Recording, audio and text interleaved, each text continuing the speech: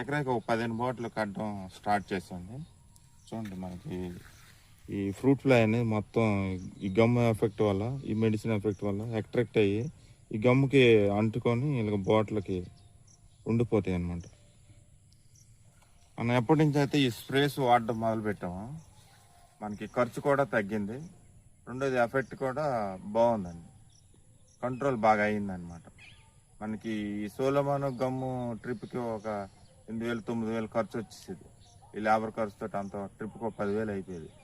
కానీ ఏంటంటే మనం ఎప్పటి నుంచి స్ప్రేయర్స్ అయితే మనం వాడడం మొదలు పెట్టాము, మనకి ఇది మ్యాక్సిమం 1,200కి ఒక బాటిల్ వస్తుందండి. మనం ఇంచుమించు ఒక ట్రిప్కి సరిపోద్ది అనమాట. ఒక 30 బాటిళ్ళు 40 బాటిల్ వరకు మనకి ఇది సరిపోద్ది అనమాట. ఈ బాటిల్ అంటే ట్రిప్కి ఒక బాటిల్న్నర ఖర్చు వస్తుందండి మనకి ఇది. ఇప్పుడు మనకి ఇవి కట్టిన కాండి ఫ్రూట్ ఫ్లై కూడా బాగా కంట్రోల్ అయింది. రెండోది మన ఖర్చు కూడా తగ్గింది అనమాట. ఆరోగ్యపరంగా మనకి ఎఫెక్ట్ కూడా ఏం లేదనమాట.